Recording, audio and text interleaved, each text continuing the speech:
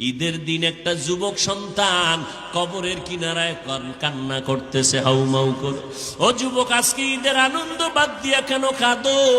বলে, গত ঈদে আমার আব্বাকে পাশে নিয়ে নামাজ পড়ছি ঈদগাহে, আম্মা জান আমার মাথায় হাত দিয়ে দোয়া করে দিয়েছে। আজকে ঈদের নামাজে যখন রওনা হয়ে গেলাম, হঠাৎ দেখি আমার বিছানাটা খালি, আমার মা নাই, আমার আব্বা নাই। কে আমার মাথায় হাত দিয়া একটু দোয়া করবেন? যেই মা এমন একটা রাত নাই যে আমার খোঁজ খবর নেয় নাই। আমার আব্বা যান টেলিফোন করে খোঁজ খবর নিত। ও সন্তানেরা, ওই মা বাবারে কেমনে ভুলিয়া গেছো? আব্বা ঘুমায়, ভাই বোনেরা ঘুমায়, আমি বড় অসুস্থ বিছানায় পড়ে আছি। আম্মা জান আমাকে সারাটা রাত আমার মাথার কিনারায় বসে বসে পাহারা দিয়েছে। গভীর রাতে তাকায় দেখি আমার মা বাবা, আমার বাবা, আমার ভাই বোনেরা ঘুমায়, আমার মা ঘুমায় না। ও মা, তুমি কেন ঘুমাও না? বলে, তুই অসুস্থ, যদি মা বলে ডাক দাও, আমি জবাব দিতে না পারলে তুই কষ্ট পাবি, আমিও কষ্ট পাবো। আমি যতই চেষ্টা করি আমার চোখের মধ্যে ঘুম আসে না। ওই মা বাবার দোয়া নিয়ে সামনে আগাও রে যুবক। ওই মা বাবার কষ্ট দিলে আগাইতে পারবা না। কোন দিন জানি মায়ের সাথে বেয়াদবি করেছো, এই কারণে আজকে ময়দানে বৈশা মোনাজাত দাও, কিন্তু চোখে পানি আসে না, কারণ মা বাবায় মনে হয় তোমার উপরে কষ্ট পাইছে। কোন দিন জানি এমন কথা বলছো, মা গোপনে কাপড়ের আঁচল দিয়া মুখ মুছে, মুখ দিয়া ঢেকে ঢেকে কান্না করছে। ওই মা বাবারে যারা কাঁদাইছো রে যুবক, আজকে বাসায় গিয়া মাকে বলবি, মা আমি আজকে ওয়াজের প্যান্ডেল থেকে তওবার নিয়ত করেছি, আর তোমাদের কষ্ট দিব না। আমার ডানে বামে দেখলাম মোনাজাতে কত যুবকের কান্নার আওয়াজ, আমার চোখে পানি আসে না রে মা। হয়তো গুনার কারণে বুঝি আল্লাহ বেজার হয়ে গেছে। মা, তুমি আমার মাথায় হাত দিয়া দোয়া করে দাও, আর কোনোদিন মিথ্যা বলবো না, আলেম ওলামাদের বিরোধিতা করব না, আর কোনোদিন দেশের বিরুদ্ধে, জাতির বিরুদ্ধে ষড়যন্ত্র করব না, নামাজ ছাড়ব না, নবীর তরিকার বাইরে চলব না। মা যদি মাথায় হাত দিয়া দোয়া করে দেয়, সাথে সাথে আরশে আজিমে চলে যাবে। কিন্তু এই ময়দানে যারা আছো, যাদের মা নাই, বাবা নাই, কবরের মধ্যে পড়ে আছে রে বান্দা, বাসায় গিয়া মা বলে ডাকতে পারবা না। ওই সন্তানেরা আল্লাহর কাছে মোনাজাত ধরে ধরে কান্না করো। মাঝে মাঝে বৃহস্পতিবার, শুক্রবার কবর জিয়ারত করো। একবার সূরা ইখলাস পড়িয়া দরুদ শরীফ পড়ে দোয়া করো। আল্লাহর কাছে দোয়া করলে মা বাবার জন্য এটা নিজের কাজে লাগবে রে বাবা। ওই মা বাবার জন্য দান সদকা করিও, মায়ের নামে বাবার নামে দান করতে থাকো, এর সওয়াব মা বাবায় কবরে পাবে। আল্লাহ খুশি হয়ে যাবে, তোমার কামাই রুজিতে আল্লাহ বরকত বাড়ায় দিবে রে বাবা। আজকে থেকে পিছনের সমস্ত গুনাহ থেকে তওবা করো। মরিয়া গেলে কিন্তু আর কেউ খোঁজ খবর নিবে না। সন্তান একদিন মা বলে ডাকবে, আর আপনার কবরের কিনারায় গিয়া যাবে না। হ্যাঁ, যদি একটা কোরআনওয়ালা সন্তান রেখে যান, ওই সন্তানটা কোরআন পড়বে, কবরের কিনারায় যায় কাঁদবে, আর মা মা বলে চিৎকার মেরে মাওলার কাছে দোয়া করবে, মন ভইয়া দোয়া করবে। আমি যখন ছিলাম আমার মায়ের উদরে,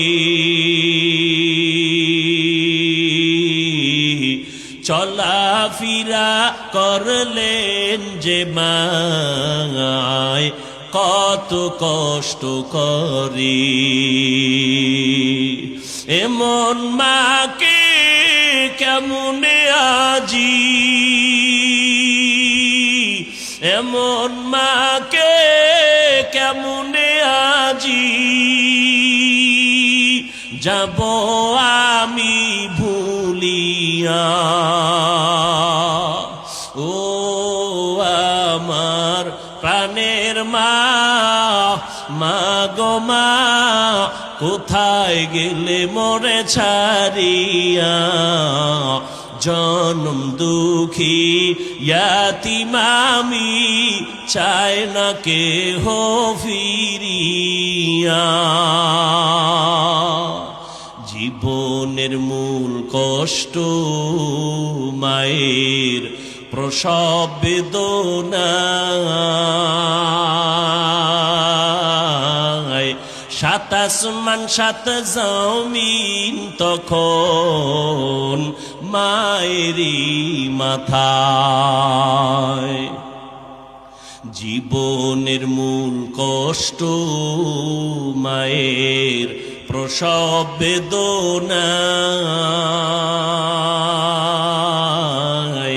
সাত আসমান সাত জমিন তখন মায়েরই মাথায়।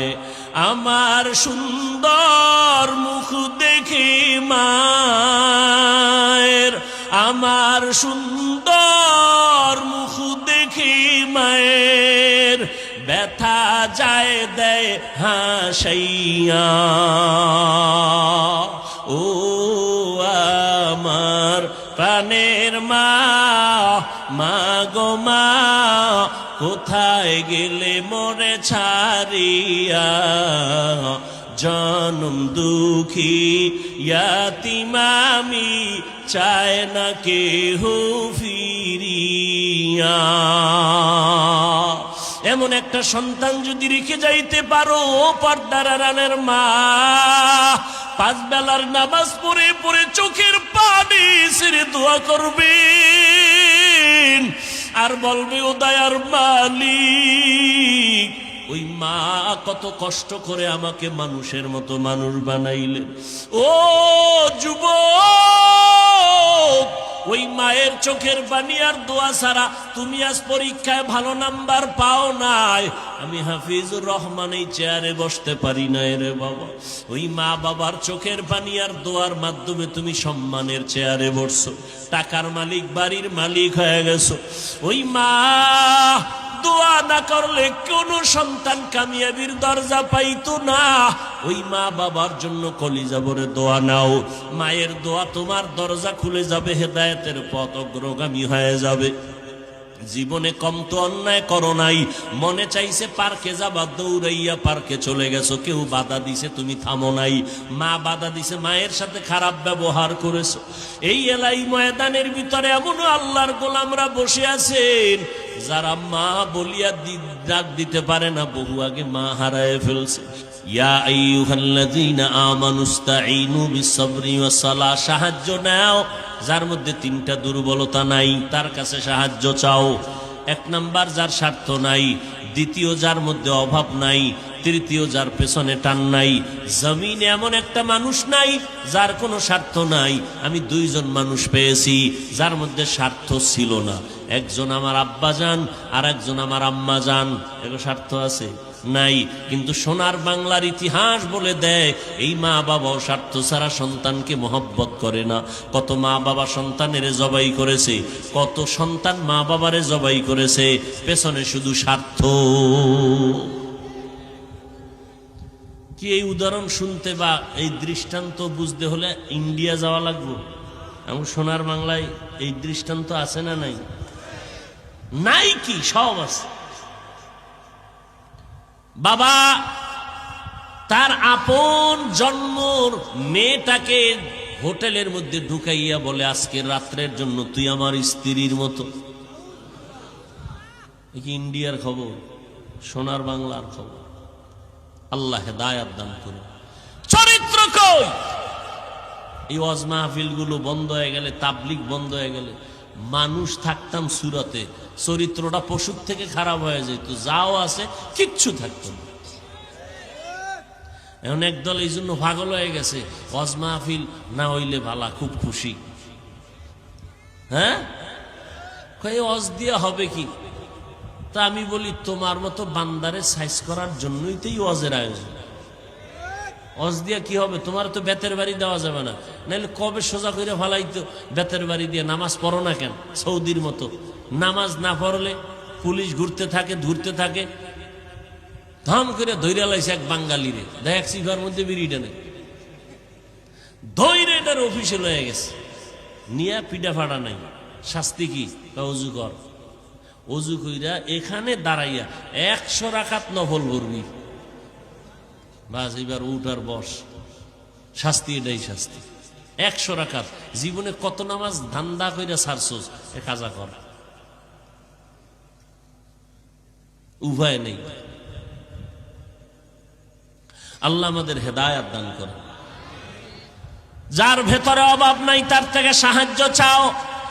জমিনের মধ্যে এমন একজন মানুষ পাওয়া যাবে না যার অভাব নাই। সব অভাবী। কেমন অভাবী?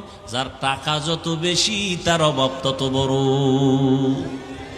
গরিবের অভাব 100 টাকায় সমাধান, বড় লোকের 1,00,000 টাকায় সমাধান হয় না। বড় অভাবী, বড় অভাব, বড় লোকের বেশি অভাব। যদিও চোখে দেখা যায় না, মাথা গরম হয়ে যায়। কতটা অভাব! গরিব যদি কয় কোনো বড় লোকের কাজ করবো না, তাহলে বড় লোক 1 সপ্তাহের মধ্যে পঙ্গু হয়ে যাবে। কারণ বড় লোকের বাড়ির টাইলস মোজাইক করা বাথরুমটা পর্যন্ত গরিবরা পরিষ্কার করে, খানার প্লেটটা সামনে আগায় দেয়।